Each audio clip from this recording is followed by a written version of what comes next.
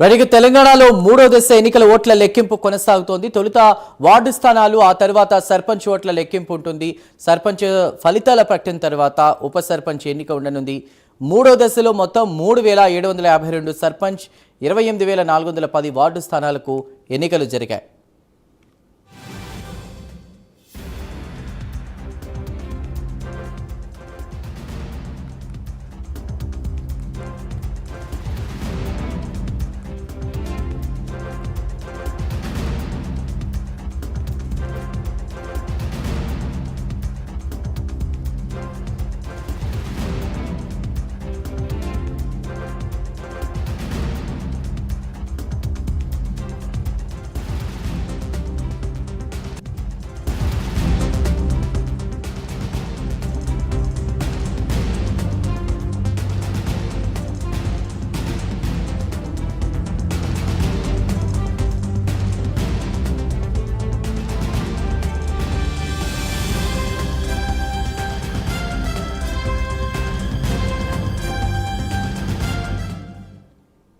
తెలంగాణలో మూడో దశ ఎన్నికల ఓట్ల లెక్కింపు కొనసాగుతోంది.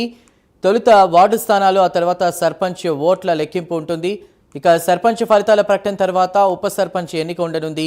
మూడో దశలో మొత్తం చూసుకుంటే కనుక 3752 సర్పంచ్, 28410 వార్డు స్థానాలకు ఎన్నికలు జరిగాయి. ప్రస్తుతం ఓటింగ్ సరళికి సంబంధించి పూర్తి వివరాలు మా ప్రతినిధి తిరుపతి లైవ్ ద్వారా అందిస్తారు. తిరుపతి, ఎంత పర్సెంటేజ్ ఓటింగ్ నమోదైంది? ఇప్పటి వరకు ఏమైనా అప్డేట్స్ ఉన్నాయా?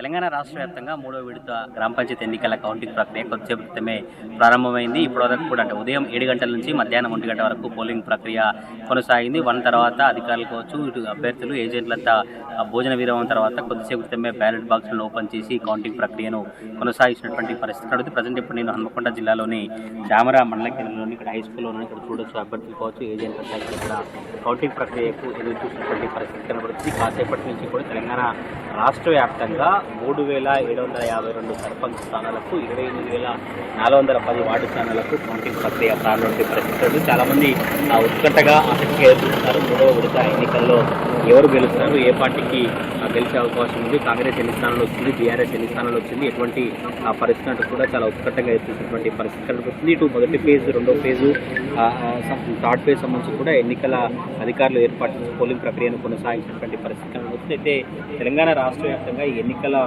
ప్రక్రియ కొనసాగించినప్పటికీ కూడా మొదటి నుంచి ఎన్నికల అధికారులు మొదటి గ్రామ పంచాయతీలు అంటే మొదట కొన్ని గ్రామ పంచాయతీలకు, తర్వాత రెండో ఫేజ్లో కొన్ని గ్రామ పంచాయతీలకు, మూడో విడతలో కొన్ని గ్రామ పంచాయతీలు, మొత్తం ఓవరాల్గా ఉమ్మడి వరంగల్ జిల్లా వ్యాప్తంగా 1683 గ్రామ పంచాయతీలకు ఎన్నికల ప్రక్రియను కొనసాగించినటువంటి పరిస్థితి కనిపిస్తుంది. ఇటు బీఆర్ఎస్ కావచ్చు, ఇటు కాంగ్రెస్ ఇప్పటికే అనేక స్థానాలు గెలుచుకొని కొంతమంది కొన్ని స్థానాల్లో ఇండిపెండెంట్ క్యాండిడేట్ గెలిచినటువంటి పరిస్థితి కనిపిస్తుంది. బయట మన విజువల్లో చూసిన దామర మండల కేంద్రంలో ఉదయం 7 గంటల నుంచి మధ్యాహ్నం 1 గంట వరకు ఈ పోలింగ్ ప్రక్రియ కొనసాగింది. కాసేపటి నుంచే ఈ బ్యాలెట్ బాక్స్లు, ఎవరైతే ఓటర్లంతా కూడా బ్యాలెట్ బాక్స్లు సర్పంచ్ స్థానానికి కావచ్చు, వార్డు మెంబర్ స్థానానికి బ్యాలెట్ బాక్స్ ఓపెన్ చేసి ఆ బ్యాలెట్ మొదటగా కట్టలుగా, ఒక్కొక్క కట్టలు 25 చొప్పున, కొన్ని చోట్ల 50 చొప్పున కట్టలు కట్టి ఆ కట్టలను ఒకవైపు వేసిన తర్వాత మొదటగా మొదటి వార్డు, రెండో వార్డు, ఇట్లా అన్ని వార్డులు పూర్తి చేసిన తర్వాత ఆ సర్పంచ్ ఎన్నిక ఉంటుంది. సర్పంచ్ ఫలితాలు ముగిసిన తర్వాత ఎంతమంది వార్డు మెంబర్లు గెలిచారు, సర్పంచ్ సమక్షంలో ఉప సర్పంచ్ ఎన్నికను అధికారులు చేసేటువంటి ప్రయత్నం అయితే కొనసాగుతుంది. అయితే చాలామంది సర్పంచ్, ఉప సర్పంచ్ ఎన్నికలకు సంబంధించి చాలా ఉత్కంఠగా ఎదురు చూసినటువంటి పరిస్థితి కనిపిస్తుంది. మొదటి ఫేజ్ కావచ్చు, సెకండ్ ఫేజ్ సంబంధించి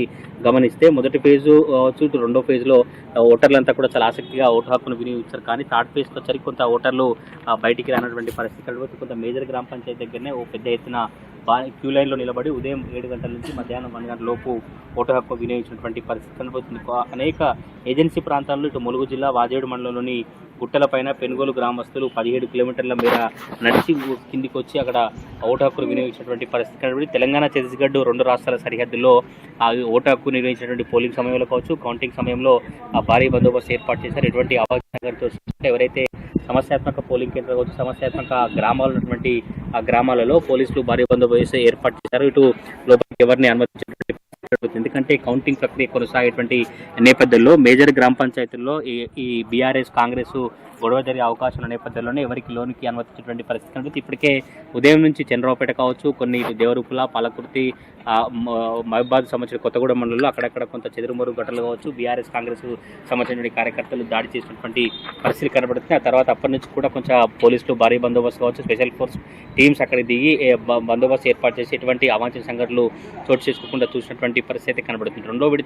మొదటి విడత సంబంధించినటువంటి కౌంటింగ్ ప్రక్రియ కొనసాగించినప్పుడు ఎటువంటి బందోబస్తు నిర్వహించారు, ఇప్పుడు ఇంకా అంతకంటే ఎక్కువ రెట్టింపులో బందోబస్తు నిర్వహించినటువంటి పరిస్థితి కనబడుతుంది. తెలంగాణ రాష్ట్ర వ్యాప్తంగా 3750 చిలుకు సర్పంచ్ స్థానాలకైతే కౌంటింగ్ ప్రక్రియ కొనసాగుతుంది. ఇటు మొదటి విడత, రెండో విడత సంబంధించినటువంటి కౌంటింగ్ ప్రక్రియ కొనసాగించినప్పుడు ఎటువంటి బందోబస్తు ఉంది, ఎటువంటి ఎన్నికల కోలాహలం ఉంది. ఇప్పుడు థర్డ్ విడత సంబంధించిన కౌంటింగ్ ప్రక్రియ కూడా ఎటువంటి వాతావరణమే కనిపిస్తా ఉంది.